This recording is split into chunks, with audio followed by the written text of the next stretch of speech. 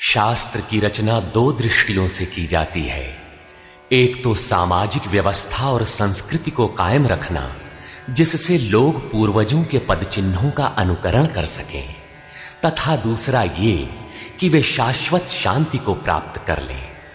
Ramcharitmanas, Bible, Quran इत्यादि में दोनों पक्षों का समावेश है, किंतु भौतिक दृष्टि प्रधान होने के कारण मनुष्य समाजोपयोगी व्यवस्था को ही पकड़ पाता है। आध्यात्मिक सूक्तियों को भी वो सामाजिक व्यवस्था के ही संदर्भ में देखने लगता है। कहता है कि ऐसा तो शास्त्र में लिखा है। इसीलिए वेद व्यास ने दोनों के लिए एक ही ग्रंथ महाभारत लिखते हुए भी आध्यात्मिक क्रिया का संकलन गीता के रूप में अलग से किया, जिससे कि लोग इस मूल कल्याण पथ में भ्रांति का मिश्रण न कर सके। उन्हीं आध्यात्मिक मूल्यों के साथ प्रस्तुत है गीता का दिव्य संदेश।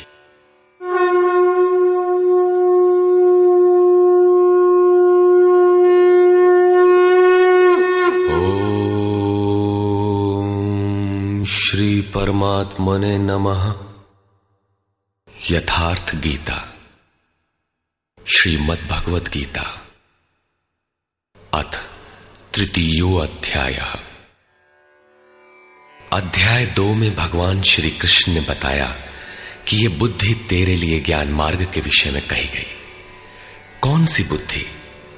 यही कि युद्ध कर, जीतोगे तो महामहिम की स्थिति प्राप्त कर लोगे और हारोगे तो देवत्व है। जीत में सर्वस्व है और हार में भी देवत्व है, कुछ मिलता ही है। अतः इस दृष्टि से लाभ और हानि दोनों में कुछ न कुछ मिलता है, किंचित भी क्षति नहीं है। फिर कहा, अब इसी को तू निष्काम कर्मयोग के विषय में सुन। जिस बुद्धि से युक्त होकर तू कर्मों के बंधन से अच्छी प्रकार छूट जाएगा। फिर उसकी विशेषताओं पर प्रकाश डाला। कर्म करते समय आवश्यक सावधानियों पर बल दिया कि फल की वासना वाला ना हो, कामनाओं से रहित होकर कर्म में प्रवृत्त हो और कर्म करने में तेरी अश्रद्धा भी ना हो, जिससे तू कर्म बंधन से मुक्त हो जाएगा। मुक्त तो होगा, किंतु रास्ते में अपनी स्थिति नहीं दिखाई पड़ी। अतः अर्जुन को निष्काम कर्मयोग की अपेक्षा ज्ञान मार्ग सरल और प्राप्ति वाला प्रतीत हुआ। उसने प्रश्न किया, जनार्दन, निष्काम कर्म की अपेक्षा ज्ञान मार्ग आपकी दृष्टि में श्रेष्ठ है, तो मुझे भयंकर कर्मों में क्यों लगाते हैं? प्रश्न स्वाभाविक था। मान लें एक ही स्थान पर जाने के दो रास्ते हैं। यदि आपको वास्तव में जाना है तो आप अवश्य प्रश्न करेंगे कि इनमें सुगम कौन है। यदि नहीं करते तो आप पथिक नहीं। ठीक इसी प्रकार अर्जुन ने भी प्रश्न रखा। अर्जुन उवाच,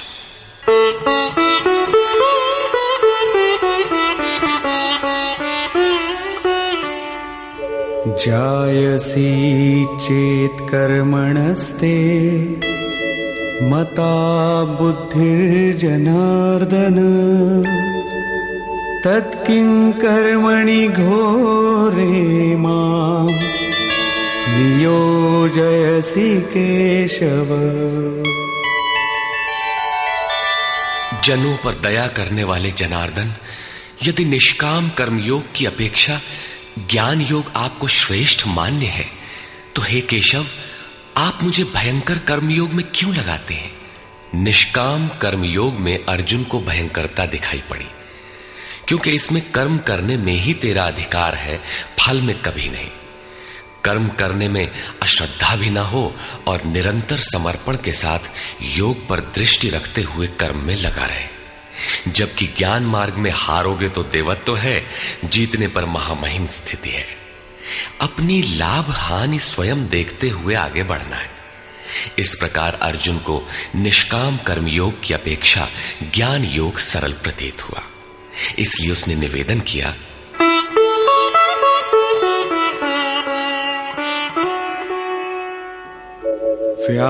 व्यामिश्रेणेव वाक्येन बुद्धिं मोहयसीव मे तदेकं वद निश्चित्य येन श्रेयोऽहमाप्नुयाम्।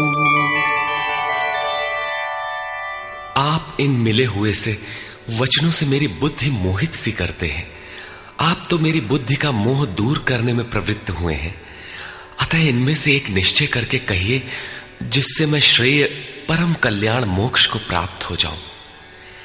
इस पर श्री कृष्ण ने कहा, श्री भगवान उवाच,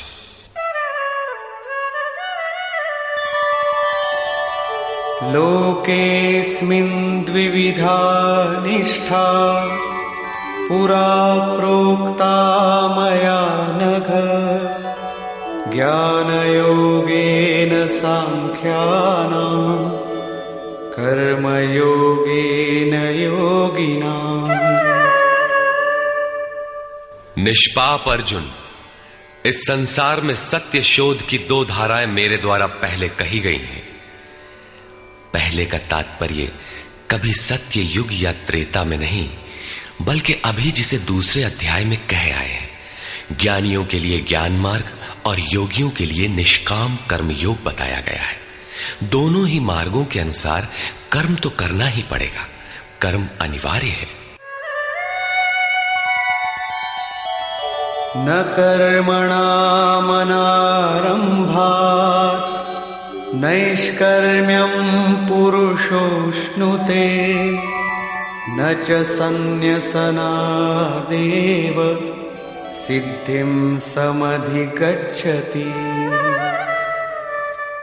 अर्जुन, मनुष्य न तो कर्मों को न आरंभ करने से निष्कर्मता की अंतिम स्थिति को प्राप्त होता है और न आरंभ की हुई क्रिया को त्यागने मात्र से भगवत प्राप्ति रूपी परम सिद्धि को ही प्राप्त होता है। अब तुझे ज्ञान मार्ग अच्छा लगे या निष्काम कर्म मार्ग, दोनों में कर्म तो करना ही पड़ेगा। प्रायः इस स्थल पर लोग भगवत पथ में संक्षिप्त मार्ग और बचाव ढूंढने लगते हैं। कर्म आरंभ ही न करें, हो गए निष्कर्मी। कहीं ऐसी भ्रांति न रह जाए, इसलिए श्री कृष्ण बल देते हैं कि कर्मों को न आरंभ करने से कोई निष्कर्म भाव को नहीं प्राप्त होता। शुभाशुभ कर्मों का जहां अंत है, परम निष्कर्मता की उस स्थिति को कर्म करके ही पाया जा सकता है। इसी प्रकार बहुत से लोग कहते हैं, हम तो ज्ञान मार्गी हैं, ज्ञान मार्ग में कर्म है ही नहीं। ऐसा मानकर कर्मों को त्यागने वाले ज्ञानी नहीं होते। आरंभ की हुई क्रिया को त्यागने मात्र से कोई भगवत साक्षात्कार रूपी परम सिद्धि को प्राप्त नहीं होता है, क्योंकि नहि कश्चित् क्षणमपि जातु तिष्ठत्य कर्मकृत्, कार्यते ह्यवशः कर्म सर्वः प्रकृतिजैर्गुणैः। कोई भी पुरुष किसी काल में क्षण मात्र भी कर्म किए बिना नहीं रहता, क्योंकि सभी पुरुष प्रकृति से उत्पन्न हुए गुणों द्वारा विवश होकर कर्म करते हैं। प्रकृति और प्रकृति से उत्पन्न गुण जब तक जीवित हैं, तब तक कोई भी पुरुष कर्म किए बिना रह ही नहीं सकता। अध्याय 4 के 33वें और 37वें श्लोक में श्री कृष्ण कहते हैं कि यावन मात्र कर्म ज्ञान में समाप्त हो जाते हैं। ज्ञान रूपी अग्नि संपूर्ण कर्मों को भस्म कर देता है। यहां वे कहते हैं कि कर्म किए बिना कोई रहता ही नहीं। अंततः वे महापुरुष कहते क्या हैं?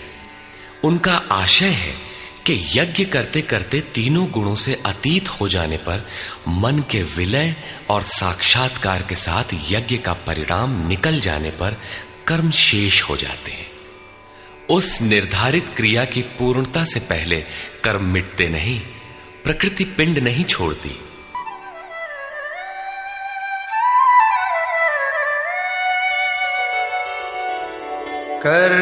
कर्मेन्द्रियाणि संयम्य य आस्ते मनसा स्मरन्, इंद्रियार्थान् विमूढ़ात्मा मिथ्याचार स उच्यते। इतने पर भी विशेष रूप से मूढ़ लोग जो कर्मेंद्रियों को हठ से रोककर इंद्रियों के भोगों का मन से स्मरण करते रहते हैं, वे मिथ्याचारी हैं, पाखंडी हैं, न कि ज्ञानी। सिद्ध है कि कृष्ण काल में भी ऐसी रूढ़ियां थीं। लोग करने योग्य क्रिया को छोड़कर इंद्रियों को हठ से रोककर बैठ जाते थे और कहने लगते थे कि मैं ज्ञानी हूं, पूर्ण हूं। किंतु श्री कृष्ण कहते हैं कि वे धूर्त हैं। ज्ञान मार्ग अच्छा लगे या निष्काम कर्म योग, दोनों ही मार्गों में कर्म तो करना ही पड़ेगा।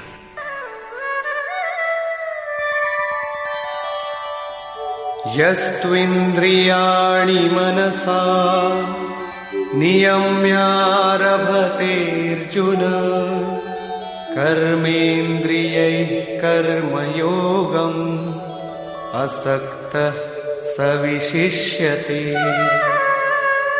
अर्जुन, जो पुरुष मन से इंद्रियों को वश में करके जब मन में भी वासनाओं का स्फुरण न हो सर्वथा अनासक्त हुआ कर्मेंद्रियों से कर्मयोग का आचरण करता है, वो श्रेष्ठ है।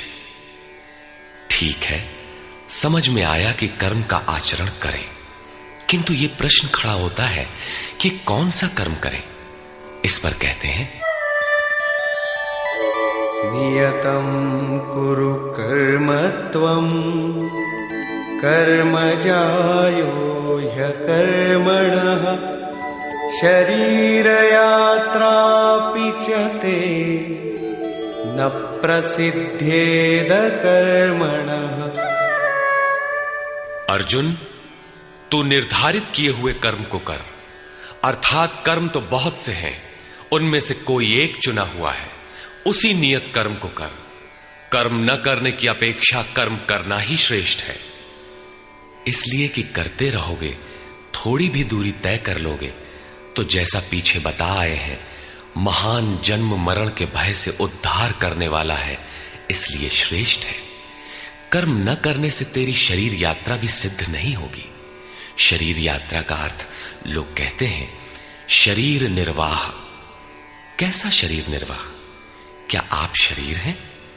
ये पुरुष जन्म जन्मांतर से, युग युगांतरों से शरीर की यात्रा ही तो करता चला आ रहा है। जैसे वस्त्र जीर्ण हुआ तो दूसरा तीसरा धारण किया, इसी प्रकार कीट पतंग से लेकर मानव तक, ब्रह्मा से लेकर यावन मात्र जगत परिवर्तनशील है। ऊपर नीचे योनियों में बराबर ये जीव शरीरों की ही तो यात्रा कर रहा है। कर्म कोई ऐसी वस्तु है जो इस यात्रा को सिद्ध कर देती है, पूर्ण कर देती है। मान ले एक भी जन्म लेना पड़ा तो यात्रा तो जारी है, अभी तो पथिक चल ही रहा है, वो दूसरे शरीरों की यात्रा कर रहा है। यात्रा पूर्ण तब होती है जब गंतव्य आ जाए। परमात्मा में स्थिति के अनंतर इस आत्मा को शरीरों की यात्रा नहीं करनी पड़ती, अर्थात शरीर त्याग और शरीर धारण वाला क्रम समाप्त हो जाता है। अतः कर्म कोई ऐसी वस्तु है कि इस पुरुष को पुनः शरीरों की यात्रा नहीं करनी पड़ती। मोक्ष से शुभात। अर्जुन, इस कर्म को करके तू संसार बंधन अशुभ से छूट जाएगा। कर्म कोई ऐसी वस्तु है जो संसार बंधन से मुक्ति दिलाती है। अब प्रश्न खड़ा होता है कि वो निर्धारित कर्म है क्या? इस पर कहते हैं, यज्ञार्थात् कर्मणोऽन्यत्र लोकोऽयं कर्म बन्धनः तदर्थं कर्म कौन्तेय मुक्तसंग समाचर। अर्जुन, यज्ञ की प्रक्रिया ही कर्म है। वो हरकत कर्म है जिससे यज्ञ पूर्ण हो। सिद्ध है कि कर्म एक निर्धारित प्रक्रिया है। इसके अतिरिक्त जो कर्म होते हैं, क्या वे कर्म नहीं है? श्री कृष्ण कहते हैं, नहीं, वे कर्म नहीं है। अन्यत्र लोकोयम कर्म बंधनः। इस यज्ञ की प्रक्रिया के अतिरिक्त दुनिया में जो कुछ भी किया जाता है, सारा जगत जिसमें रात दिन व्यस्त है, वो इसी लोक का एक बंधन है, न कि कर्म। कर्म तो मोक्ष से शुभात, अशुभ अर्थात संसार बंधन से छुटकारा दिलाने वाला है। मात्र यज्ञ की प्रक्रिया ही कर्म है। वो हरकत कर्म है जिससे यज्ञ पूरा होता है। अतः अर्जुन, उस यज्ञ की पूर्ति के लिए संग दोष से अलग रहकर भली प्रकार कर्म का आचरण कर। संग दोष से अलग हुए बिना यह कर्म होता ही नहीं। अब हम समझ गए कि यज्ञ की प्रक्रिया ही कर्म है, किंतु यहां पुनः एक नवीन प्रश्न उत्पन्न हो गया कि वो यज्ञ क्या है जिसे किया जाए। इसके लिए पहले यज्ञ को न बताकर श्री कृष्ण बताते हैं कि यज्ञ आया कहां से, ये देता क्या है।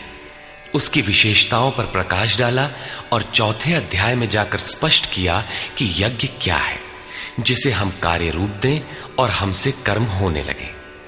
योगेश्वर श्री कृष्ण की शैली से स्पष्ट है कि जिस वस्तु का चित्रण करना है वे पहले उसकी विशेषताओं का चित्रण करते हैं जिससे श्रद्धा जागृत हो।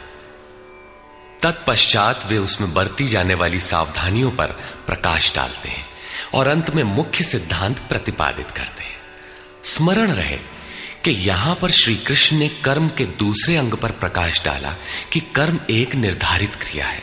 जो कुछ किया जाता है वो कर्म नहीं है।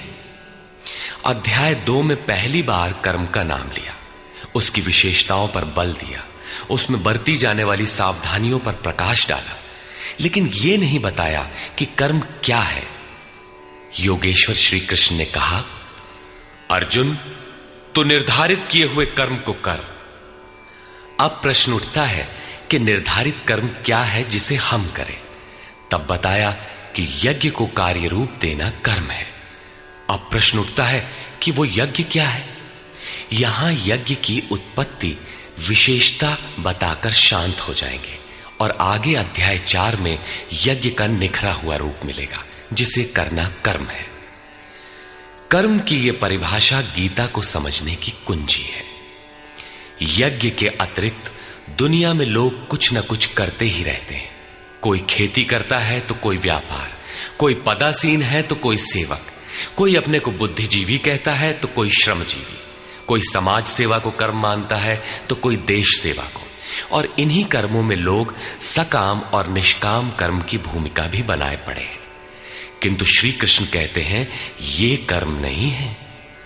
अन्यत्र लोकोयम कर्म बंधनः। यज्ञ की प्रक्रिया के सिवाय जो कुछ भी किया जाता है वो इसी लोक का बंधनकारी कर्म है, न कि मोक्षद कर्म।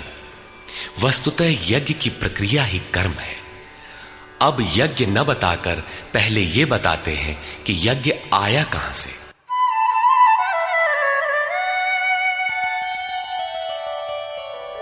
सह यज्ञाः प्रजा सृष्ट्वा पुरोवाच प्रजापतिः अनेन प्रसविष्यध्वम् ईशवोस्त्विष्टकामधुक्।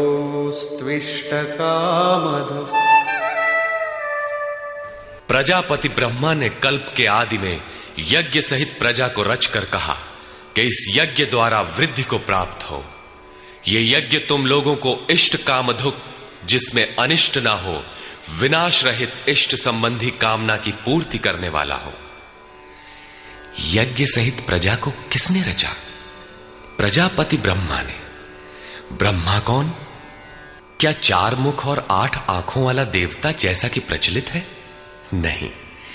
श्री कृष्ण के अनुसार देवता नाम की कोई अलग सत्ता है ही नहीं। फिर प्रजापति कौन है? वस्तुतः जिसने प्रजा के मूल उद्गम परमात्मा में प्रवेश पा लिया है वो महापुरुष प्रजापति है। बुद्धि ही ब्रह्मा है। अहंकार शिव बुद्धि अज, मन शशि चित्त महान। उस समय बुद्धि यंत्र मात्र होती है। उस महापुरुष की वाणी में परमात्मा ही बोलता है। भजन की वास्तविक क्रिया प्रारंभ हो जाने पर बुद्धि का उत्तरोत्तर उत्थान होता है। प्रारंभ में वो बुद्धि ब्रह्म विद्या से संयुक्त होने के कारण ब्रह्मविद कही जाती है। क्रमशः विकारों का शमन होने पर, ब्रह्म विद्या में श्रेष्ठ होने पर यह ब्रह्म विद्वर कही जाती है। उत्थान और सूक्ष्म हो जाने पर बुद्धि की अवस्था विकसित हो जाती है। वो ब्रह्म विद्वरीयान कहलाती है। उस अवस्था में ब्रह्म विद्वेत्ता पुरुष दूसरों को भी उत्थान मार्ग पर लाने का अधिकार प्राप्त कर लेता है। बुद्धि की पराकाष्ठा है ब्रह्म विद्वरिष्ट, अर्थात ब्रह्मविद की वो अवस्था जिसमें इष्ट प्रवाहित है। ऐसी स्थिति वाले महापुरुष प्रजा के मूल उद्गम परमात्मा में प्रविष्ट और स्थित रहते हैं। ऐसे महापुरुषों की बुद्धि मात्र यंत्र है, वे ही प्रजापति कहलाते हैं। वे प्रकृति के द्वंद्व का विश्लेषण कर आराधना क्रिया की रचना करते हैं। यज्ञ के अनुरूप संस्कारों का देना ही प्रजा की रचना है। इससे पूर्व समाज अचेत अव्यवस्थित रहता है। सृष्टि अनादि है, संस्कार पहले से ही है, किंतु अस्त व्यस्त विकृत है। यज्ञ के अनुरूप उन्हें ढालना ही रचना या सजाना है। ऐसे महापुरुष ने कल्प के आदि में यज्ञ सहित प्रजा की रचना की। कल्प निरोग बनाता है, वैद्य कल्प देते हैं, कोई काया कल्प करता है। ये क्षणिक शरीरों का कल्प है। वास्तविक कल्प तो तब है जब भवरोग से मुक्ति मिल जाए। आराधना का प्रारंभ इस कल्प की शुरुआत है। आराधना पूर्ण हुई तो आपका कल्प पूरा हो गया। इस प्रकार परमात्म स्वरूपस्थ महापुरुषों ने भजन के प्रारंभ में यज्ञ सहित संस्कारों को सुसंगठित कर कहा कि इस यज्ञ से तुम वृद्धि को प्राप्त हो। कैसी वृद्धि? क्या मकान कच्चे से पक्का बन जाएगा? आय अधिक होने लगेगी? नहीं, यज्ञ इष्ट कामधु, इष्ट संबंधी कामना की पूर्ति करेगा। इष्ट है परमात्मा, उस परमात्मा संबंधी कामना की पूर्ति वाला है। प्रश्न स्वाभाविक है कि यज्ञ सीधे उस परमात्मा की प्राप्ति करा देगा अथवा क्रम क्रम से चलकर।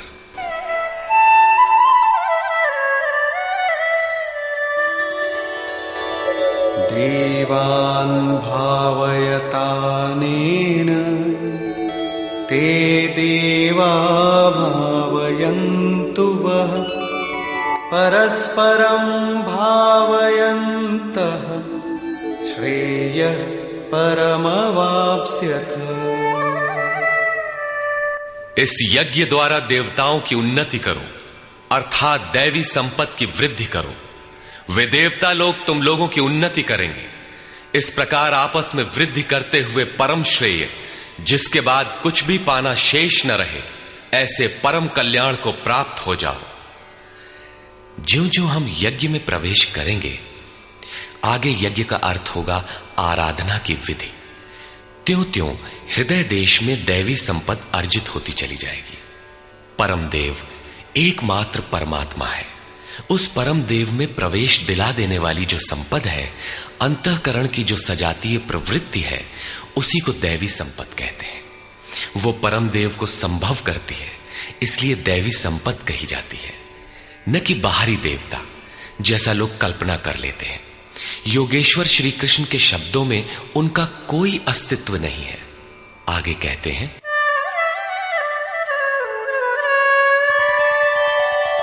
इष्टान् भोगान् हि वो देवा दास्यन्ते यज्ञभाविताः तैर्दत्तान् प्रदायैभ्यो यो भुङ्क्तेस्तेन एव सः।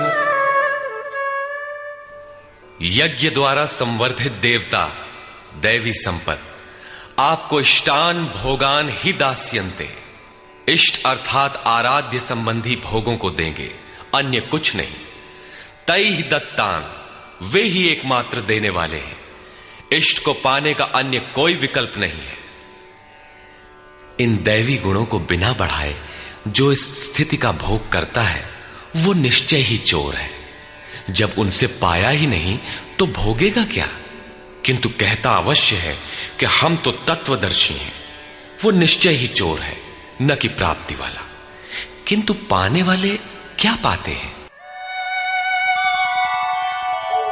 यज्ञशिष्टाशिनः सन्तो मुच्यन्ते सर्वकिल्बिषैः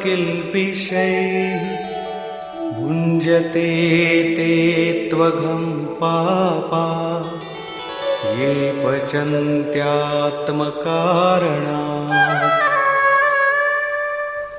यज्ञ से बचे हुए अन्न को खाने वाले संत जन सब पापों से मुक्त हो जाते हैं।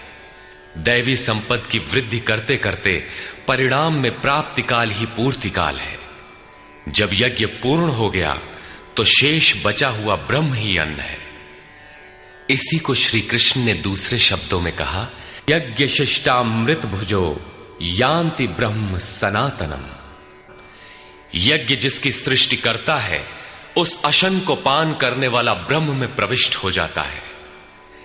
यहां वे कहते हैं कि यज्ञ से शेष बचे हुए अशन को, ब्रह्म पीयूष को पान करने वाला सब पापों से छुटकारा पा जाता है।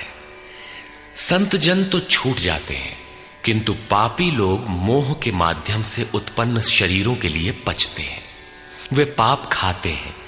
उन्होंने भजन भी किया, आराधना को समझा, अग्रसर भी हुए, किंतु बदले में एक मीठी सी चाह पैदा हो गई कि आत्म कारणात् शरीर के लिए और शरीर के संबंधों को लेकर कुछ मिले। उसे मिल तो जाएगा, किंतु उतने भोग के पश्चात वो अपने को वहीं खड़ा पाएगा जहां से चलना प्रारंभ किया था। इससे बड़ी क्षति क्या होगी? जब शरीर ही नश्वर है तो इसके सुख भोग कब तक साथ देंगे? वे आराधना तो करते हैं, किंतु बदले में पाप ही खाते हैं।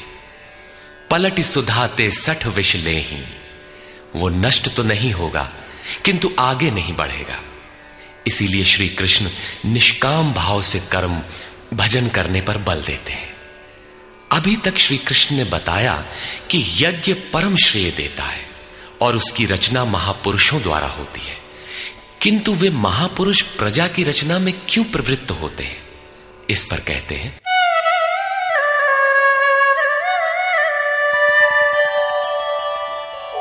अन्नाद् भवन्ति भूतानि पर्जन्यादन्न संभवः यज्ञाद् भवति पर्जन्यो यज्ञः कर्म समुद्भवः।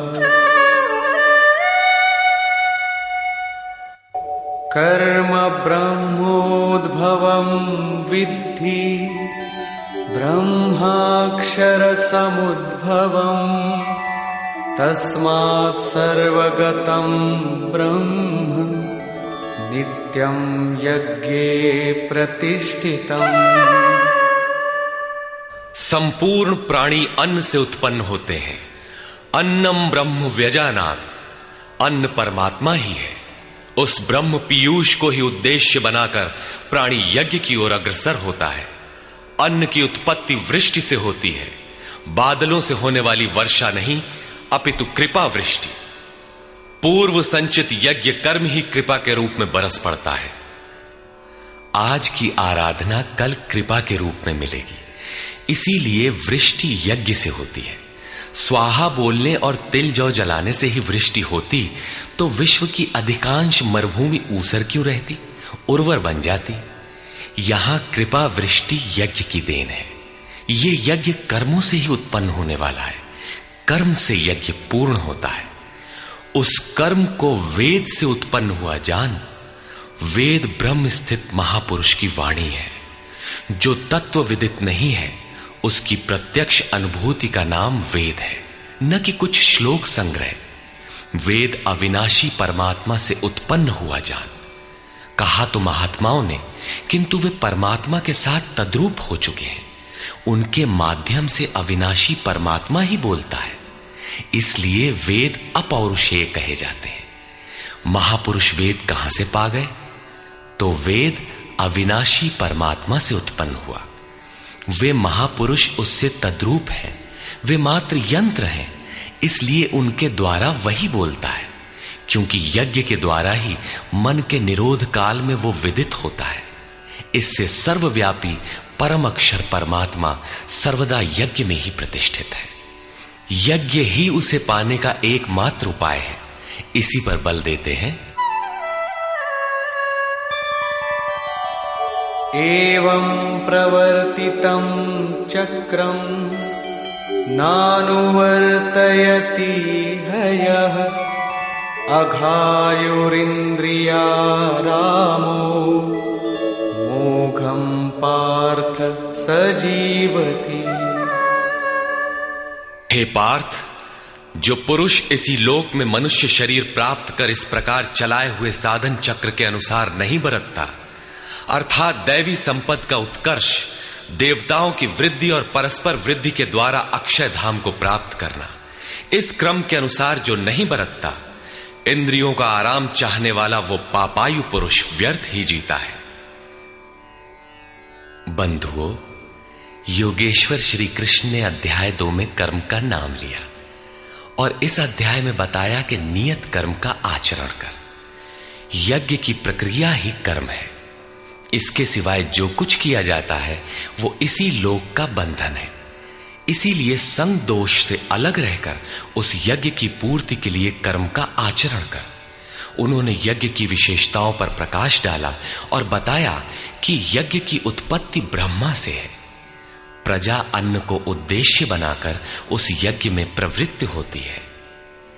यज्ञ कर्म से और कर्म अपौरुषेय वेद से उत्पन्न होते हैं, जबकि वेद मंत्रों के दृष्टा महापुरुष ही थे। उनका पुरुष तिरोहित हो चुका था।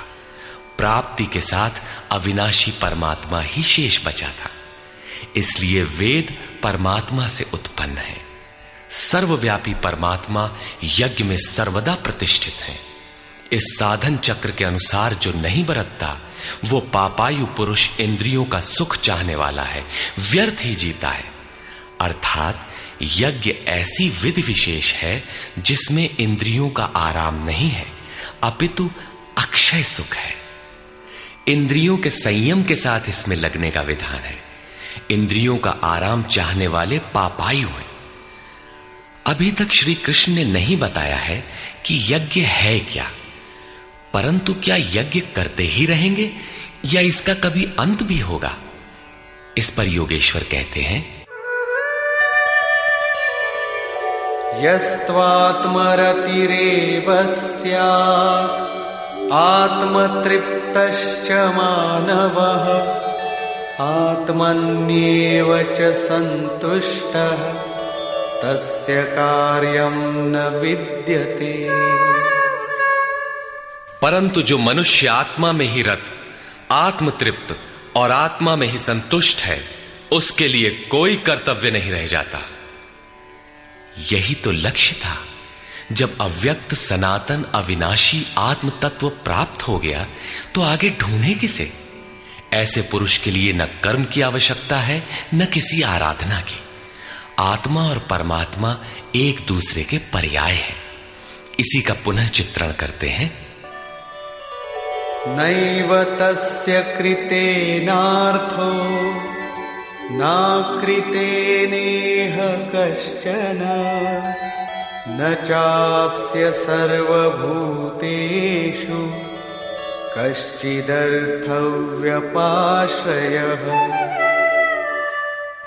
इस संसार में उस पुरुष का किए जाने से कोई लाभ नहीं है और न छोड़ देने से कोई हानि है। जबकि पहले आवश्यक था, उसका संपूर्ण प्राणियों में कोई स्वार्थ संबंध नहीं रह जाता। आत्मा ही तो शाश्वत, सनातन, अव्यक्त, अपरिवर्तनशील और अक्षय है। जब उसी को पा लिया, उसी से संतुष्ट, उसी से तृप्त, उसी में ओतप्रोत और स्थित है, आगे कोई सत्ता ही नहीं तो किसको खोजें? मिलेगा क्या? उस पुरुष के लिए कर्म छोड़ देने से कोई हानि भी नहीं है, क्योंकि विकार जिस पर अंकित होते हैं वो चित्त ही न रहा। उसका संपूर्ण भूतों में, बाह्य जगत और आंतरिक संकल्पों की परत में लेश मात्र भी अर्थ नहीं रहता। सबसे बड़ा अर्थ तो था परमात्मा। जब वही उपलब्ध है तो दूसरों से उसका क्या प्रयोजन होगा? तस्मादसक्तः सततं कार्यं कर्म समाचर असक्तो ह्याचरन् कर्म परमाप्नोति पुरुषः। इस स्थिति को प्राप्त करने के लिए तू अनासक्त हुआ। निरंतर कार्यम कर्म, जो करने योग्य कर्म है उस कर्म को अच्छी प्रकार कर, क्योंकि अनासक्त पुरुष कर्म के आचरण से परमात्मा को प्राप्त होता है। नियत कर्म, कार्यम कर्म एक ही है। कर्म की प्रेरणा देते हुए वे कहते हैं,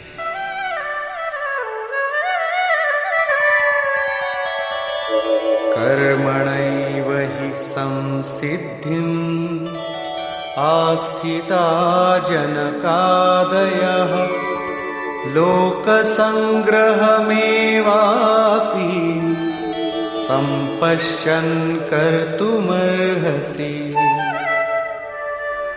जनक माने राजा जनक नहीं, जनक जन्मदाता को कहते हैं। योग ही जनक है, आपके स्वरूप को जन्म देता है, प्रकट करता है। योग से संयुक्त प्रत्येक महापुरुष जनक हैं। ऐसे योग संयुक्त बहुत से ऋषियों, जनकादयः, जनक इत्यादि ज्ञानी जन महापुरुष भी कर्मणा एव संसिद्धिम, कर्मों के द्वारा ही परम सिद्धि को प्राप्त हुए हैं। परम सिद्धि माने परम तत्व परमात्मा की प्राप्ति। जनक इत्यादि जितने भी पूर्व में होने वाले महर्षि हुए हैं, इस कार्यम कर्म के द्वारा जो यज्ञ की प्रक्रिया है, इस कर्म को करके ही संसिद्धिम, परम सिद्धि को प्राप्त हुए। किंतु प्राप्ति के पश्चात वे भी लोक संग्रह को देखकर कर्म करते हैं, लोकहित को चाहते हुए कर्म करते हैं। अतः तू भी प्राप्ति के पश्चात लोकनायक बनने के लिए कार्य करने के ही योग्य है। क्यों? यद्यदाचरति श्रेष्ठः तत्तदेवेतरो जनः स यत्प्रमाणं कुरुते लोकस्तदनुवर्तते। श्रेष्ठ पुरुष जो जो आचरण करता है, अन्य पुरुष भी उसके अनुसार ही करते हैं। वो महापुरुष जो कुछ प्रमाण कर देता है, संसार उसका अनुसरण करता है। पहले श्री कृष्ण ने स्वरूप में स्थित आत्मतृप्त महापुरुष की रहनी पर प्रकाश डाला कि उसके लिए कर्म किए जाने से न कोई लाभ और न छोड़ने से कोई हानि। फिर भी जनकादि कर्म में भली प्रकार बरतते थे। वहां उन महापुरुषों से श्री कृष्ण धीरे से अपनी तुलना कर देते हैं कि मैं भी एक महापुरुष हूं। न मे पार्थास्ति कर्तव्यम् त्रिषु लोकेषु किंचन नानवाप्तमवाप्तव्यम् वर्त एव च कर्मणि। हे पार्थ, मुझे तीनों लोकों में कोई कर्तव्य नहीं है। पीछे कह आए हैं कि उस महापुरुष का समस्त भूतों में कोई कर्तव्य नहीं है। यहां कहते हैं तीनों लोकों में मुझे कुछ भी कर्तव्य शेष नहीं है, तथा किंचन मात्र प्राप्त होने योग्य वस्तु अप्राप्त नहीं है। तब भी मैं कर्म में भली प्रकार बरतता हूं। क्यों? यदि हम न वर्तेयम् जातु कर्मण्यतन्द्रितः मम वर्त्मानुवर्तन्ते मनुष्याः पार्थ सर्वशः। क्योंकि यदि मैं सावधान होकर कदाचित कर्म में न बरतूं तो मनुष्य मेरे बर्ताव के अनुसार बरतने लग जाएंगे। तो क्या आपका अनुकरण भी बुरा है? श्री कृष्ण कहते हैं हां। उत्सीदेयुरिमे लोका न कुर्यां कर्म चेदहम् संकरस्य च कर्ता स्याम् उपहन्यामि माः प्रजाः। यदि मैं सावधान होकर कर्म न करूं तो ये सब लोग भ्रष्ट हो जाएं और मैं संकरस्य, वर्ण संकर का करने वाला हूं तथा इन सारी प्रजा का हनन करने वाला, मारने वाला बनूं। स्वरूप में स्थित महापुरुष सतर्क रहकर यदि आराधना क्रम में न लगे रहें तो समाज उनकी नकल करके भ्रष्ट हो जाएगा। महापुरुष ने तो आराधना पूर्ण करके परम नैष्कर्म्य की स्थिति को पाया है। वे न करें तो उनके लिए कोई हानि नहीं है। किंतु समाज ने तो अभी आराधना आरंभ ही नहीं की। पीछे वालों के मार्गदर्शन के लिए ही महापुरुष कर्म करते हैं। मैं भी करता हूं। अर्थात श्री कृष्ण एक महापुरुष थे, न कि बैकुंठ से आए हुए कोई विशेष भगवान। उन्होंने कहा कि महापुरुष लोक संग्रह के लिए कर्म करता है, मैं भी करता हूं। यदि न करूं तो लोगों का पतन हो जाए, सभी कर्म छोड़ बैठेंगे। मन बड़ा चंचल है, ये सब कुछ चाहता है, केवल भजन नहीं चाहता। यदि स्वरूपस्थ महापुरुष कर्म न करें तो देखा देखी पीछे वाले भी तुरंत कर्म छोड़ देंगे। उन्हें बहाना मिल जाए कि ये भजन नहीं करते, पान खाते हैं, इत्र लगाते हैं, सामान्य बातें करते हैं, फिर भी महापुरुष कहलाते हैं।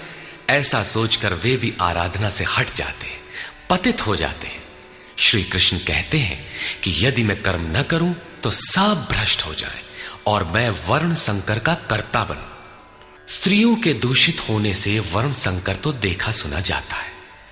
अर्जुन भी इसी के भय से विकल था कि स्त्रियां दूषित होंगी तो वर्ण संकर पैदा होंगे। किंतु श्री कृष्ण कहते हैं यदि मैं सावधान होकर आराधना में लगा न रहूं तो वर्ण संकर का कर्ता हूं। वस्तुतः आत्मा का शुद्ध वर्ण है परमात्मा। अपने शाश्वत स्वरूप के पथ से भटक जाना वर्ण संकरता है। यदि स्वरूपस्थ महापुरुष क्रिया में नहीं बरतता तो लोग उनके अनुकरण में क्रिया रहित हो जाएंगे, आत्म पथ से भटक जाएंगे, वर्ण संकर हो जाएंगे, वे प्रकृति में खो जाएंगे। स्त्रियों का सतीत्व एवं नस्ल की शुद्धता एक सामाजिक व्यवस्था है, अधिकारों का प्रश्न है। समाज के लिए उसकी उपयोगिता भी है, किंतु माता पिता की भूलों का संतान की साधना पर कोई प्रभाव नहीं पड़ता। आपन करनी पार उतरनी। हनुमान, व्यास, वशिष्ठ, नारद, शुकदेव, कबीर, ईसा इत्यादि अच्छे महापुरुष हुए, जबकि सामाजिक कुलीनता से इनका संपर्क नहीं है। आत्मा अपने पूर्व जन्म के गुण धर्म लेकर आता है। श्री कृष्ण कहते हैं मनः षष्ठानीन्द्रियाणि प्रकृतिस्थानी कर्षति। मन सहित इंद्रियों से जो कार्य इस जन्म में होता है उनके संस्कार लेकर जीवात्मा पुराने शरीर को त्याग कर नवीन शरीर में प्रवेश कर जाता है। इसमें जन्मदाताओं का क्या लगा? उनके विकास में कोई अंतर नहीं आया। अतः स्त्रियों के दूषित होने से वर्ण संकर नहीं होता। स्त्रियों के दूषित होने और वर्ण संकर से कोई संबंध नहीं है। शुद्ध स्वरूप की ओर अग्रसर न होकर प्रकृति में बिखर जाना ही वर्ण संकर है। यदि महापुरुष सावधान होकर क्रिया, नियत कर्म में बरतते हुए लोगों से क्रिया न कराएं तो वो उस सारी प्रजा का हनन करने वाला, मारने वाला बने।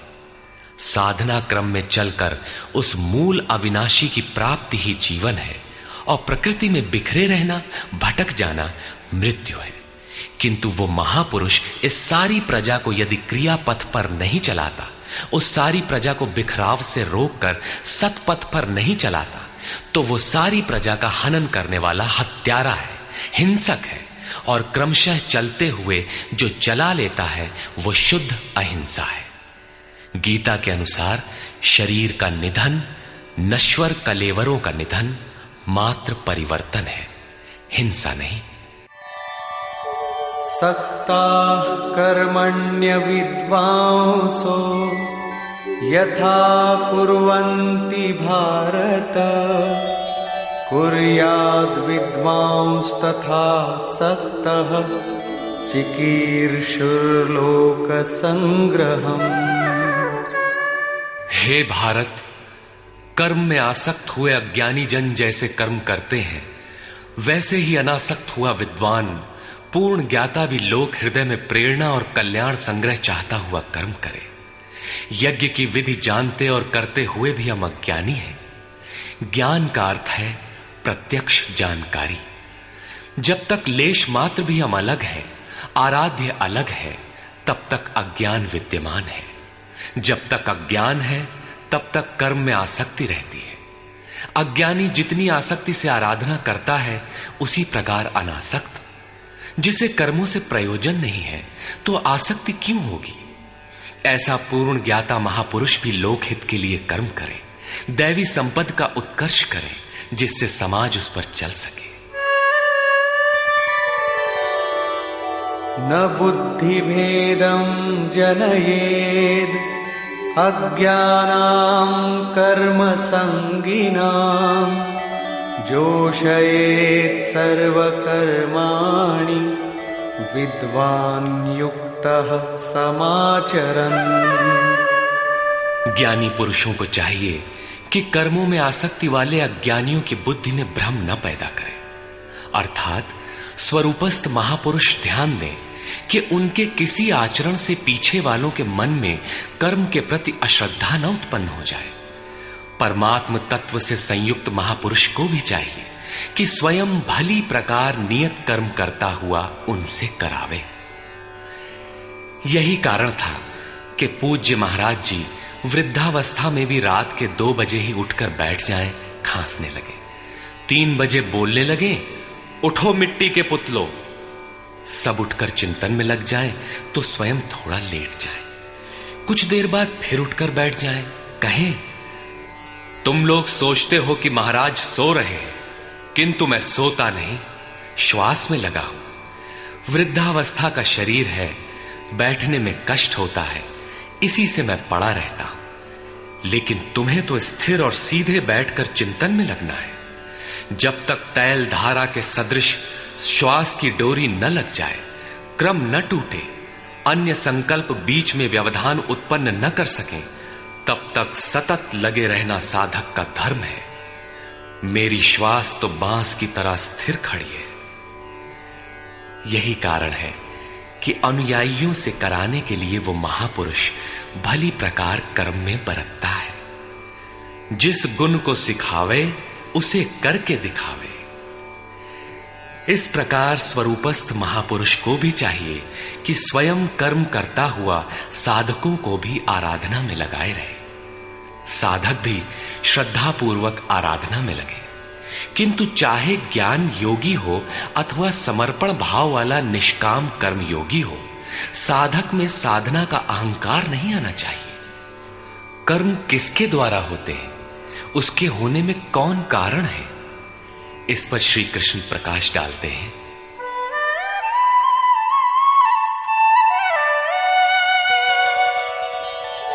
प्रकृते क्रियमाणानि गुणैः कर्माणि सर्वशः अहंकार विमूढ़ात्मा कर्ताहमिति मन्यते।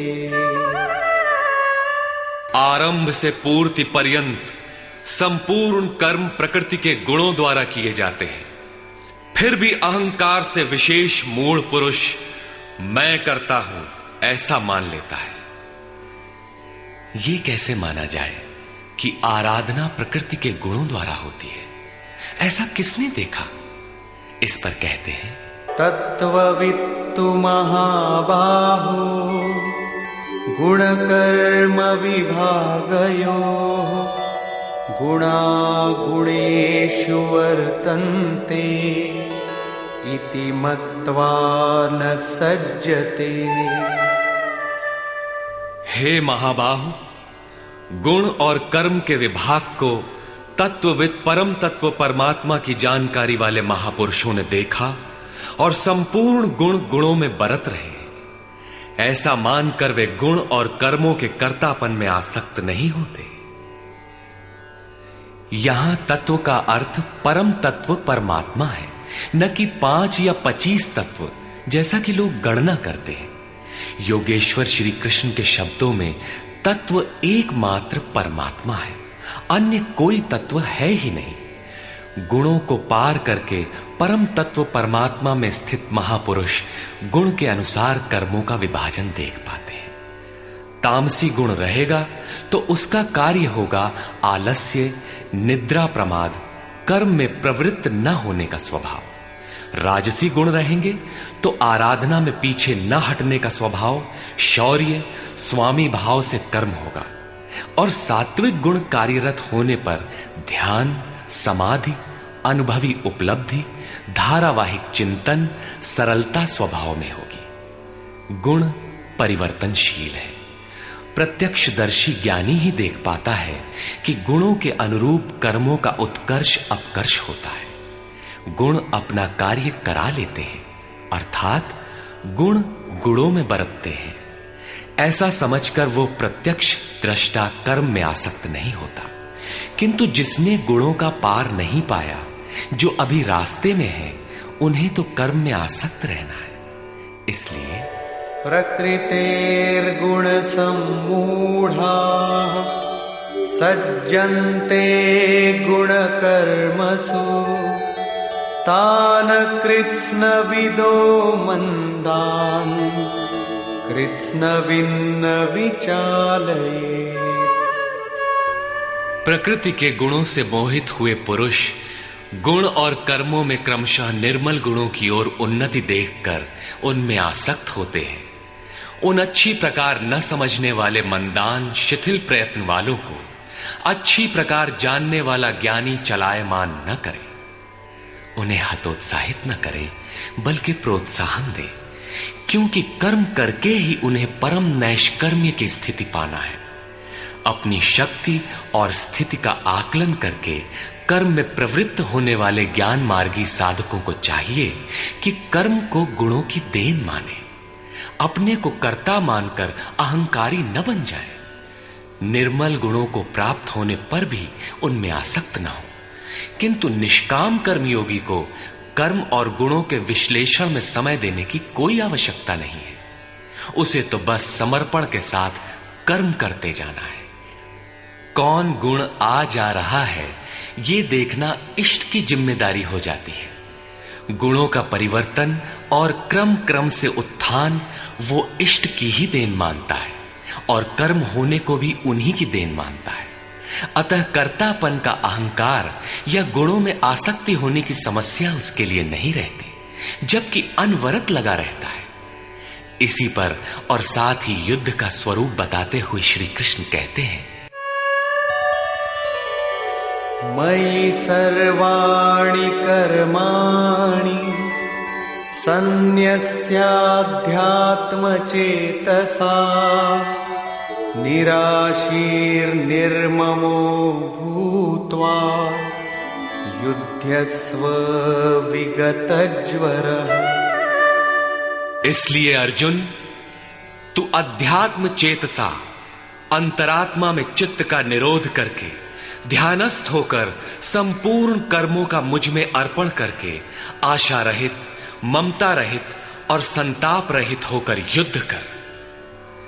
जब चित्त ध्यान में स्थित है, लेश मात्र भी कहीं आशा नहीं, कर्म में ममत्व नहीं है, असफलता का संताप नहीं है, तो वो पुरुष कौन सा युद्ध करेगा? जब सब ओर से चित्त सिमटकर हृदय देश में निरुद्ध होता जा रहा है, तो वो लड़ेगा किस लिए, किससे, और वहां है कौन? वास्तव में जब आप ध्यान में प्रवेश करेंगे, तभी युद्ध का सही स्वरूप खड़ा होता है। तो काम क्रोध, राग द्वेष, आशा तृष्णा इत्यादि विकारों का समूह, विजातीय प्रवृत्तियां जो कुरु कहलाती हैं, संसार में प्रवृत्ति देती ही रहती है। बाधा के रूप में भयंकर आक्रमण करती हैं। बस इनका पार पाना ही युद्ध है।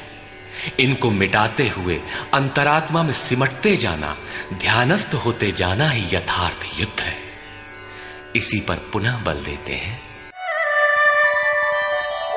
ये मे मतमिदं नित्यम् अनुतिष्ठन्ति मानवाः श्रद्धावन्तो न सूयन्तो मुच्यन्ते तेऽपि कर्मभिः। अर्जुन, जो कोई मनुष्य दोष दृष्टि से रहित होकर श्रद्धा भाव समर्पण से संयुक्त हुआ, सदा मेरे इस मत के अनुसार बरतते हैं कि युद्ध कर, वे पुरुष भी संपूर्ण कर्मों से छूट जाते हैं। योगेश्वर का यह आश्वासन किसी हिंदू, मुसलमान या ईसाई के लिए नहीं, अपितु मानव मात्र के लिए है। उनका मत है कि युद्ध कर। इससे ऐसा प्रतीत होता है कि यह उपदेश युद्ध वालों के लिए था। अर्जुन के समक्ष तो सौभाग्य से विश्व युद्ध की संरचना थी। आपके सामने तो कोई युद्ध नहीं है। आप गीता के पीछे क्यों पड़े हैं? क्योंकि कर्मों से छूटने का उपाय तो युद्ध करने वालों के लिए है, किंतु ऐसा कुछ नहीं है। वस्तुतः ये अंतर्देश की लड़ाई है। क्षेत्र और क्षेत्रज्ञ का, विद्या और अविद्या का, धर्म क्षेत्र और कुरुक्षेत्र का संघर्ष है। आप ज्यों-ज्यों ध्यान में चित्त का निरोध करेंगे, विजातीय प्रवृत्ति बाधा के रूप में प्रत्यक्ष होती है, भयंकर आक्रमण करती है। उसका शमन करते हुए चित्त का निरोध करते जाना ही युद्ध है। जो दोष दृष्टि से रहित होकर श्रद्धा के साथ इस युद्ध में लगता है, वो कर्मों के बंधन से, आवागमन से भली प्रकार छुटकारा पा जाता है। जो इस युद्ध में प्रवृत्त नहीं होता, उसकी क्या गति होती है? इस पर कहते हैं, ये त्वेतदभ्यसूयन्तो नानुतिष्ठन्ति मे मतम् सर्वज्ञानविमूढांस्तान् विद्धि नष्टान चेतसः। जो दोष दृष्टि वाले अचेतसः, मोह निशा में अचेत लोग मेरे इस मत के अनुसार नहीं बरतते, अर्थात ध्यानस्थ होकर आशा, ममता, संताप रहित होकर समर्पण के साथ युद्ध नहीं करते, सर्वज्ञान विमूढ़ान, ज्ञान पथ में सर्वथा मोहित उन लोगों को तू कल्याण से भ्रष्ट हुआ ही जान। जब यही सही है तो लोग करते क्यों नहीं? इस पर कहते हैं, सदृशं चेष्टते स्वस्याः प्रकृतेर्ज्ञानवानपि प्रकृतिं यान्ति भूतानि निग्रह किं करिष्यति। सभी प्राणी अपनी प्रकृति को प्राप्त होते हैं, अपने स्वभाव से परवश होकर कर्म में भाग लेते हैं। प्रत्यक्षदर्शी ज्ञानी भी अपनी प्रकृति के अनुसार चेष्टा करता है। प्राणी अपने कर्मों में बरतते हैं और ज्ञानी अपने स्वरूप में। जैसा जिसकी प्रकृति का दबाव है, वैसा ही कार्य करता है। यह स्वयं सिद्ध है। इसमें निराकरण कोई क्या करेगा? यही कारण है कि सभी लोग मेरे मत के अनुसार कर्म में प्रवृत्त नहीं हो पाते। वे आशा, ममता, संताप का, दूसरे शब्दों में राग द्वेष का त्याग नहीं कर पाते, जिससे कर्म का सम्यक आचरण नहीं हो पाता। इसी को और स्पष्ट करते हैं और दूसरा कारण बताते हैं, इंद्रियस्येन्द्रियस्यार्थे रागद्वेषौ व्यवस्थितौ तयोर्न वशमागच्छेत् तौ ह्यस्य परिपन्थिनौ। इंद्रिय और इंद्रियों के भोगों में राग और द्वेष स्थित हैं। इन दोनों के वश में नहीं होना चाहिए, क्योंकि इस कल्याण मार्ग में कर्मों से छूट जाने वाली प्रणाली में ये राग और द्वेष दुर्धर्ष शत्रु हैं, आराधना का अपहरण कर ले जाते हैं। जब शत्रु भीतर है तो बाहर कोई किसी से क्यों लड़ेगा? शत्रु तो इंद्रिय और भोगों के संसर्ग में है, अंतःकरण में है। अतः ये युद्ध भी अंतःकरण का युद्ध है, क्योंकि शरीर ही क्षेत्र है जिसमें सजातीय विजातीय दोनों प्रवृत्तियां, विद्या और अविद्या रहती हैं, जो माया के दो अंग हैं। इन्हीं प्रवृत्तियों का पार पाना, सजातीय प्रवृत्ति को साध कर विजातीय का अंत करना युद्ध है। विजातीय समाप्त होने पर सजातीय का उपयोग समाप्त हो जाता है। स्वरूप का स्पर्श करके सजातीय का भी उसके अंतराल में विलय हो जाना, इस प्रकार प्रकृति का पार पाना युद्ध है, जो ध्यान में ही संभव है। राग द्वेष के शमन में समय लगता है। इसलिए बहुत से साधक क्रिया को छोड़कर सहसा महापुरुष की नकल करने लग जाते हैं। श्री कृष्ण इससे सावधान करते हैं।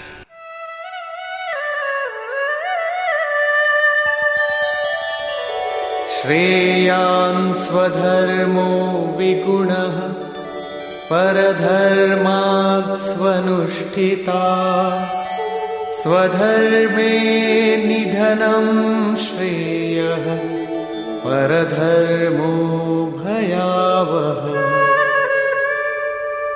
अच्छी प्रकार आचरण किए हुए दूसरे के धर्म से गुण रहित भी अपना धर्म अधिक उत्तम है। स्वभाव से उत्पन्न कर्म में प्रवृत्त होने की क्षमता स्वधर्म है। अतः स्वधर्माचरण में मरना भी परम कल्याणकारक है। अपनी क्षमता के अनुसार कर्म में प्रवृत्त होने से साधक एक न एक दिन पार पा जाता है। जहां से साधन छूटेगा, शरीर मिलने पर वहीं से पुनः प्रारंभ होगा। आत्मा तो मरता नहीं। शरीर अर्थात वस्त्र बदलने से आपके बुद्धि विचार बदल तो नहीं जाते। आगे वालों की तरह स्वांग बनाने से साधक भय को प्राप्त होगा। भय प्रकृति में होता है, परमात्मा में नहीं। प्रकृति का आवरण और घना हो उठेगा। स्वधर्म क्या है? अध्याय 2 में श्री कृष्ण ने स्वधर्म का नाम लिया था कि स्वधर्म को भी देखकर तू युद्ध करने योग्य है। क्षत्रिय के लिए इससे बढ़कर कल्याणकारी मार्ग नहीं है। स्वधर्म में अर्जुन क्षत्रिय पाया जाता है।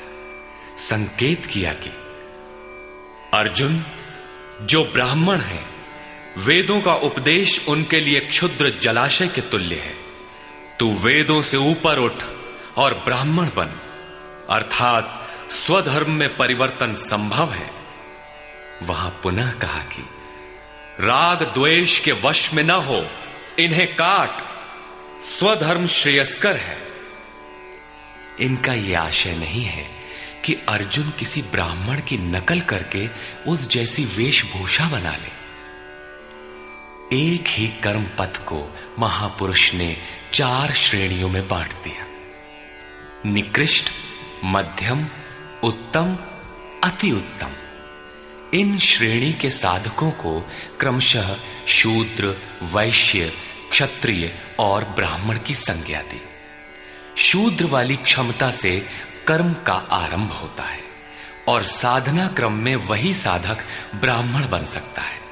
इससे भी आगे जब वो परमात्मा में प्रवेश पा जाता है तो न ब्राह्मणो न क्षत्रियः न वैश्यो न शूद्रः चिदानंद रूपः शिवः केवलोहम्। वो वर्णों से ऊपर हो जाता है। यही श्री कृष्ण भी कहते हैं कि चातुर्वर्ण्यम मया सृष्टम। 4 वर्णों की रचना मैंने की। तो क्या जन्म के आधार पर मनुष्यों को बांटा? नहीं, गुण कर्म विभागशः गुणों के आधार पर कर्म बांटा गया। कौन सा कर्म? क्या सांसारिक कर्म? श्री कृष्ण कहते हैं नहीं, नियत कर्म। नियत कर्म क्या है? वो है यज्ञ की प्रक्रिया जिसमें होता है श्वास में प्रश्वास का हवन, प्रश्वास का श्वास में हवन, इंद्रिय संयम इत्यादि, जिसका शुद्ध अर्थ है योग साधना, आराधना।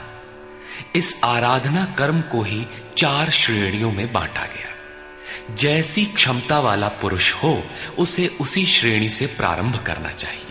यही सबका अपना अपना स्वधर्म है। यदि वो आगे वालों की नकल करेगा तो भय को प्राप्त होगा। सर्वथा नष्ट तो नहीं होगा, क्योंकि इसमें बीज का नाश तो नहीं होता। हां, वो प्रकृति के दबाव से भयाक्रांत, दीनहीन अवश्य हो जाएगा। शिशु कक्षा का विद्यार्थी स्नातक कक्षा में बैठने लगे तो स्नातक क्या बनेगा? वो प्रारंभिक वर्णमाला से भी वंचित रह जाएगा। अर्जुन प्रश्न रखता है कि मनुष्य स्वधर्म का आचरण क्यों नहीं कर पाता? अर्जुन उवाच अथ केन प्रयुक्तोऽयम् पापं चरति पूरुषः अनिच्छन्नपि वार्ष्णेय बलादिव नियोजितः। हे कृष्ण, फिर ये पुरुष बरबस घसीट कर लगाए हुए के सदृश न चाहता हुआ भी किसकी प्रेरणा से पाप का आचरण करता है? आपके मत के अनुसार क्यों नहीं चल पाता?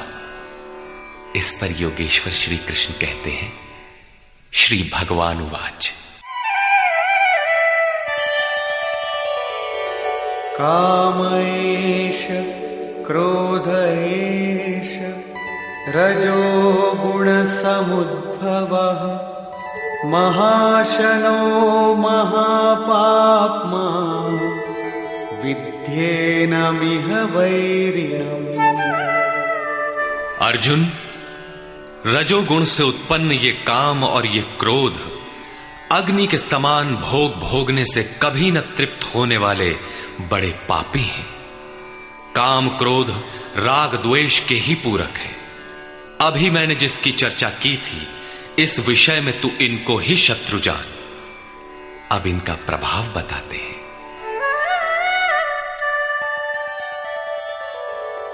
धूमेनाव्रियते वह्निः यथादर्शो मलेन च यथोल्बेनावृतो गर्भः तथा तेनेदमावृतम्। जैसे धुएं से अग्नि और मल से दर्पण ढक जाता है, जैसे जेर से गर्भ ढका हुआ है, ठीक वैसे ही काम क्रोधादि विकारों से यह ज्ञान ढका हुआ है। भीगी लकड़ी जलाने पर धुआं ही धुआं होता है। अग्नि रहकर भी लपट का रूप नहीं ले पाता। मल से ढके दर्पण पर जिस प्रकार प्रतिबिंब स्पष्ट नहीं होता, झिल्ली के कारण जिस प्रकार गर्भ ढका रहता है, वैसे ही इन विकारों के रहते परमात्मा का प्रत्यक्ष ज्ञान नहीं होता। आवृतं ज्ञानमेतेन ज्ञानिनो नित्यवैरिणा कामरूपेण कौन्तेय दुष्पूरेणानलेन च। कौन्तेय, अग्नि के समान भोगों से न तृप्त होने वाले ज्ञानियों के निरंतर बैरी इस काम से ज्ञान ढका हुआ है। अभी तो श्री कृष्ण ने काम और क्रोध दो शत्रु बताए। प्रस्तुत श्लोक में वे केवल एक शत्रु काम का नाम लेते हैं। वस्तुतः काम में क्रोध का अंतर्भाव है। कार्य पूर्ण होने पर क्रोध समाप्त हो जाता है, किंतु कामना समाप्त नहीं होती। कामना पूर्ति में व्यवधान पड़ते ही क्रोध पुनः उभर आता है। काम के अंतराल में क्रोध भी निहित है। इस शत्रु का निवास कहां है? इसे ढूंढे कहां? निवास जान लेने पर इसे समूल नष्ट करने से सुविधा रहेगी। इस पर श्री कृष्ण कहते हैं,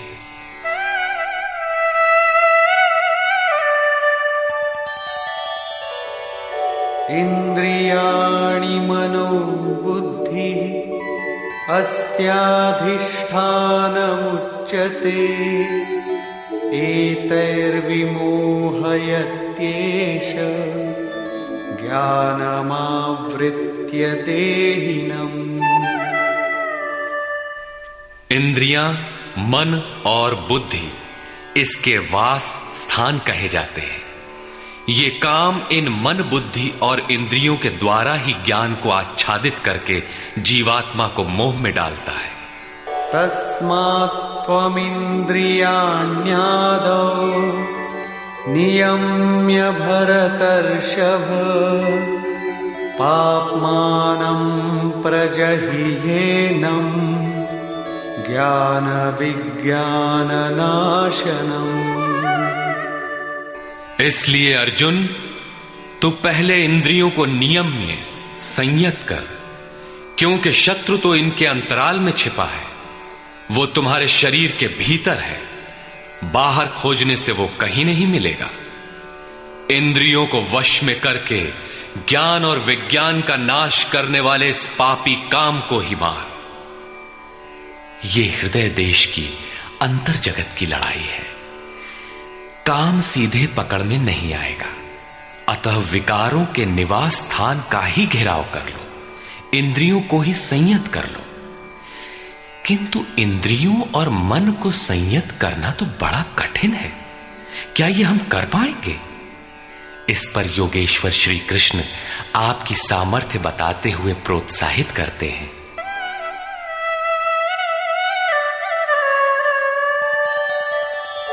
इंद्रियाणि पराण्याहुः इंद्रियेभ्यः परं मनः मनसस्तु परा बुद्धिः यो बुद्धेः परतस्तु सः। अर्जुन, इस शरीर से तू इंद्रियों को परे अर्थात सूक्ष्म और बलवान जान। इंद्रियों से परे मन है, ये उनसे भी बलवान है। मन से परे बुद्धि है, और जो बुद्धि से भी अत्यंत परे है वो तुम्हारा आत्मा है, वही हो तुम। इसलिए इंद्रियों, मन और बुद्धि का निरोध करने में तुम सक्षम हो। एवं बुद्धेः परं बुद्ध्वा संस्तभ्यात्मानमात्मना जहि शत्रुं महाबाहो कामरूपं दुरासदम्।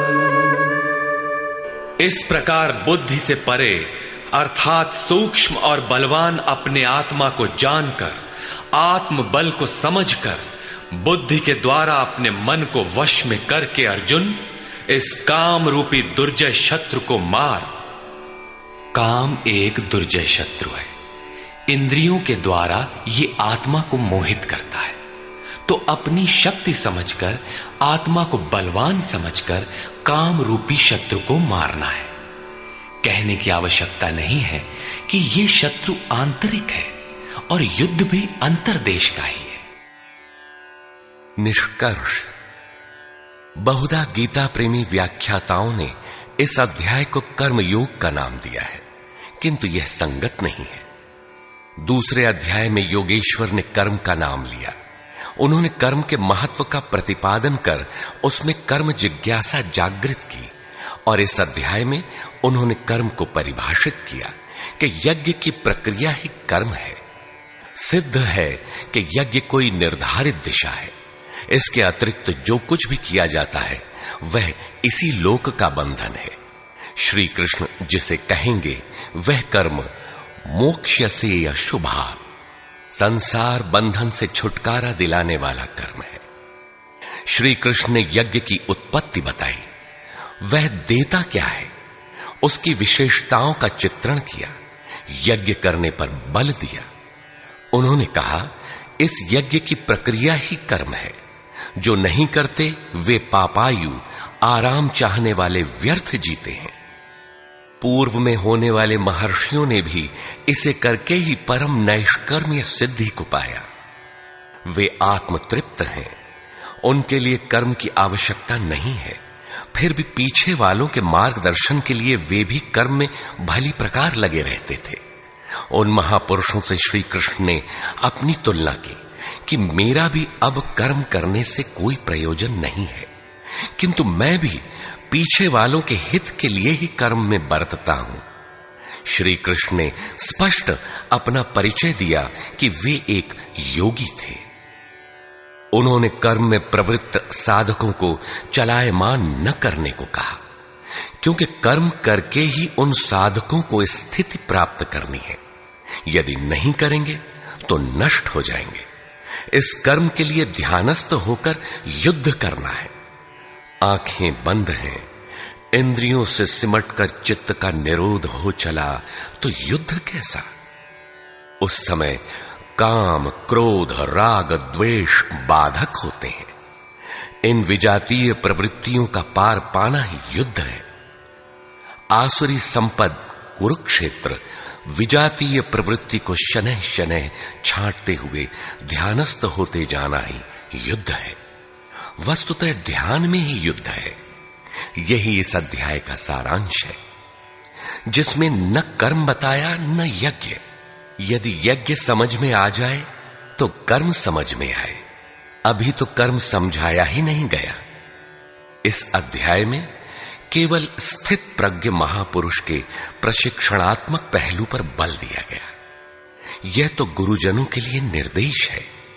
वे न भी करें तो उन्हें कोई क्षति नहीं, और न ऐसा करने में उनका अपना कोई लाभ ही है। किंतु जिन साधकों को परम गति अभीष्ट है, उनके लिए विशेष कुछ कहा ही नहीं। तो यह कर्मयोग कैसे है? कर्म का स्वरूप भी स्पष्ट नहीं है जिसे किया जाए, क्योंकि यज्ञ की प्रक्रिया ही कर्म है। अभी तक उन्होंने इतना ही बताया, यज्ञ तो बताया नहीं। कर्म का स्वरूप स्पष्ट कहां हुआ? हां, युद्ध का यथार्थ चित्रण गीता में यहीं पाया जाता है। संपूर्ण गीता पर दृष्टिपात करें तो अध्याय 2 में कहा कि शरीर नाशवान है, अतः युद्ध कर। गीता में युद्ध का यही ठोस कारण बताया गया। आगे ज्ञान योग के संदर्भ में क्षत्रिय के लिए युद्ध ही कल्याण का एकमात्र साधन बताया गया, और कहा कि यह बुद्धि तेरे लिए ज्ञान योग के विषय में कही गई। कौन सी बुद्धि? यही कि हार जीत दोनों दृष्टियों में लाभ ही है, ऐसा समझकर युद्ध कर। फिर अध्याय 4 में कहा कि योग में स्थित रहकर हृदय में स्थित अपने संशय को ज्ञान रूपी तलवार द्वारा काट। वह तलवार योग में है। अध्याय 5 से 10 तक युद्ध की चर्चा तक नहीं है। 11वें अध्याय में केवल इतना कहा कि ये शत्रु मेरे द्वारा पहले से ही मारे गए हैं। तू निमित्त मात्र होकर खड़ा भर हो जा, यश को प्राप्त कर। ये तुम्हारे बिना भी मारे हुए हैं, प्रेरक करा लेगा। तू इन मुर्दों को ही मार। अध्याय 15 में संसार सुविरूढ़ मूल वाला पीपल वृक्ष जैसा कहा गया, जिसे असंगता रूपी शस्त्र द्वारा काटकर उस परम पद को खोजने का निर्देश मिला। आगे के अध्यायों में युद्ध का उल्लेख नहीं है। हां, अध्याय 16 में असुरों का चित्रण अवश्य है, जो नरकगामी है।